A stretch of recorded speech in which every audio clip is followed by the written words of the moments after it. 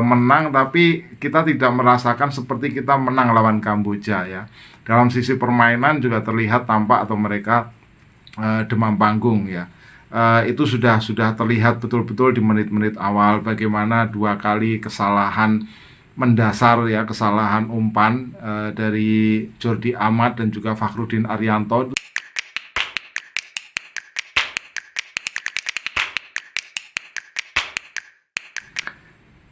Salam pemirsa, ketemu lagi di Titis Corner, dan tim nasional Indonesia baru saja menjalani pertandingan pertama di Piala AFF tahun 2022 dan hasilnya sama-sama kita tahu menang 2-1 lawan Kamboja, tetapi hasil ini belum menggambarkan optimisme dari publik sepak bola Indonesia yang berharap bahwa mereka tahun ini akan bisa meraih gelar setelah 6 kali mencapai final dan selalu kalah.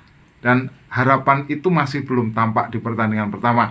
Kita lihat meskipun 3 poin itu harus disyukuri ya, 3 poin dan didapat dengan susah payah lawan Kamboja yang bermain dengan hati, bermain dengan organisasi tim yang bagus, dan Kamboja yang sudah berbeda dibandingkan dulu. Kamboja yang pernah dihajar 8-0 pada era Rocky Putire waktu itu. Kita melihat bahwa tim nasional Indonesia di pertandingan pertama ini tampak seperti demam panggung. Jadi menang dengan rasa seri ya, menang dengan rasa kalah, menang dengan rasa seri lah. Menang tapi kita tidak merasakan seperti kita menang lawan Kamboja ya. Dalam sisi permainan juga terlihat tampak atau mereka demam panggung ya. Itu sudah terlihat betul-betul di menit-menit awal bagaimana dua kali kesalahan mendasar ya, kesalahan umpan dari Jordi Amat dan juga Fakhrudin Arianto itu di 4 menit pertama itu sudah terlihat. Itu kesalahan mendasar yang kalau lawan bisa ambil kesalahan itu membalikkan menjadi peluang, itu tentu berbahaya. Tapi beruntung kita lihat di pertandingan kali ini Kamboja tidak bisa memanfaatkan kesalahan itu. Jadi beberapa kesalahan elementer masih terjadi. Kemudian yang kedua, kita melihat ada intensitas yang buruk. Jadi di babak pertama memang menggempur dengan serangan yang bertubi-tubi dengan peluang yang sangat banyak, tetapi di babak kedua intensitasnya itu berkurang. Saya mencatat meskipun ini masih catatan kasar atau catatan yang bruto ya, bukan catatan neto, bahwa di babak pertama kita melihat bahwa intensitas serangan itu tampak dari sektor kiri. Di situ ada Pratama Arhan, kemudian di situ juga ada Witan Sulaiman, dan di tengah itu ada 30%, kemudian di kanan itu ada 25% ya. Pembagian atau intensitas serangan yang tampak dari hitung-hitungan kasar saya. Tetapi di babak kedua intensitas yang di kiri itu menurun dari 45% ke sekitar 16%-an. Kemudian dari tengah itu bertambah menjadi sekitar 58% dan dari kanan itu 25%. Nah, ini apa dari angka-angka hitungan kasar yang saya ambil ini? Faktor pergantian pemain berpengaruh besar, di mana kita melihat pemain pelapisnya belum bisa membagi distribusi serangan dengan begitu merata. Jadi variasinya di babak pertama tampak cukup bagus. Di kanan ada Egy, Asnawi, kemudian kita melihat di tengah juga ada Marcelino. Itu kelihatan ya, variasi serangannya kelihatan. Tetapi ketika terjadi pergantian pemain, Sadil masuk menggantikan Egy, kemudian Spaso masuk menggantikan Rafli, Sayuri masuk menggantikan Asnawi, Edo masuk menggantikan Arhan, situasinya berubah. Jadi lebih heavy ke tengah serangannya, lebih tampak heavy ke tengah, dan juga variasinya berkurang. Di kiri jauh berkurang dari 45% menjadi start 16% ya, karena kita melihat bahwa quality di situ masih belum seperti di babak pertama. Ada catatan lain dari pertandingan tadi, yang selain intensitas yang cukup buruk terutama di babak kedua, yang meskipun penguasaan cukup bagus, tapi jarang bisa berbuah menjadi sebuah peluang yang bersih. Ini agak berbeda dengan di babak pertama. Babak pertama kita mendapatkan banyak peluang bersih ya, banyak sekali peluang bersih yang beberapa dihambur-hamburkan peluang itu. Jadi kita melihat setelah gol dari Egy, ada peluang dari Witan yang kena mistar menit ke-14, kemudian 3-4 Witan juga dapat peluang lagi, peluang bagus ya.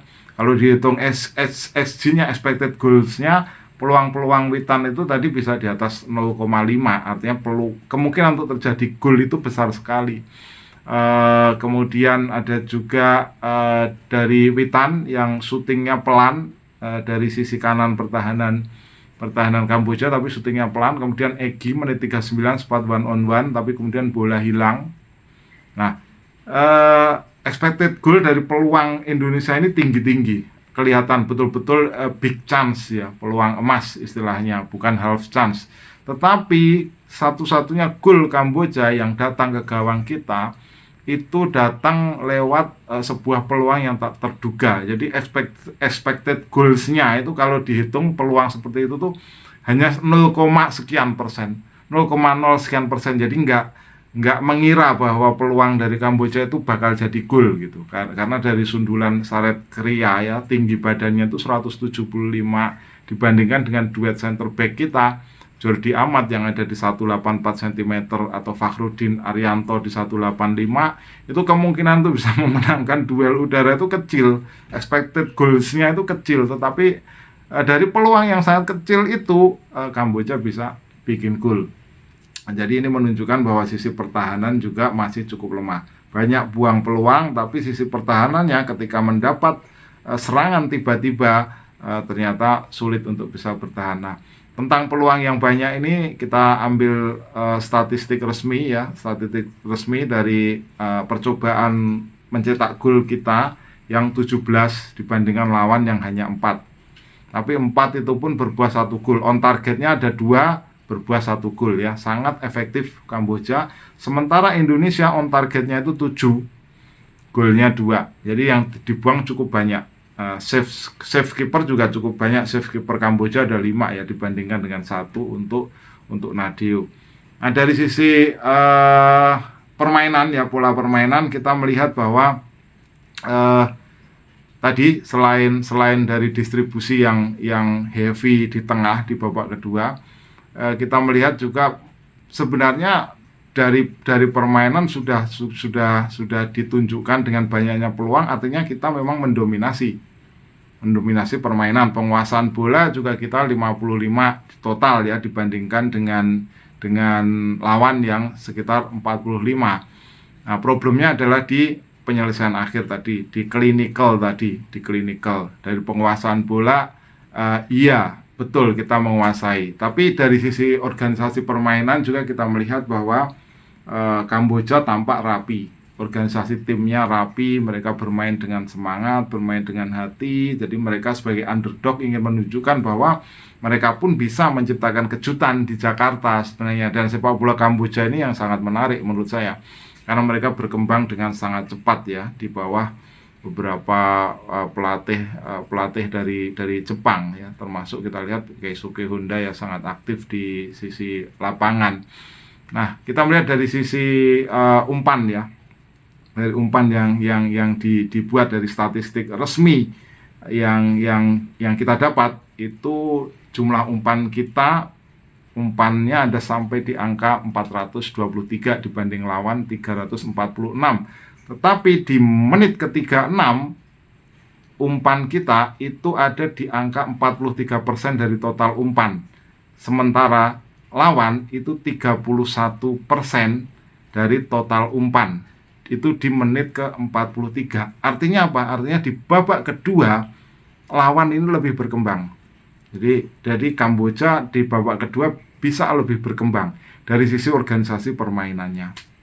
Jadi itulah yang membuat tadi ada problem dari sisi intensitas permainan kita yang nggak bisa terus gitu. Kemudian pressingnya juga saya pikir temponya lambat ya, pressingnya juga nggak pressing tinggi banget ya. Ini mungkin karena faktor perhitungan stamina bisa Kak. Terus juga faktor bahwa mereka cukup lama nggak main dalam laga kompetitif. Terakhir mereka main lawan Curaçao itu 27 September. sama 24 September itu kalau nggak salah ya, akhir bulan September waktu itu ya. Dan dua-duanya menang. Sudah cukup lama sekali mereka main di laga kompetitif, sehingga wajar jika mereka nggak main yang pressing tinggi yang menguras stamina seperti itu. Jadi itu catatan-catatan yang bisa kita ambil di pertandingan lawan Kamboja. Jadi yang penting 3 poin, yang penting 3 poin, dan ya kita diuntungkan jadwal lah. Kamboja sudah main capek lawan Filipina dan harus terbang ke Jakarta. Kemudian kita juga bertemu dengan Brunei yang sudah main 2 kali lawan Thailand dan juga lawan Filipina, dan kita diuntungkan jadwal. Kamboja, Brunei, kemudian baru partai yang penting nanti melawan Thailand di Jakarta ya 29 Desember dan lawan Filipina di Manila di 2 Januari nanti. Masih terbuka peluang, tapi memang masih banyak catatan terhadap tim nasional Indonesia. Silakan jika Anda punya komentar, tulis di kolom komentar, kita ketemu dalam pembahasan berikutnya. Salam.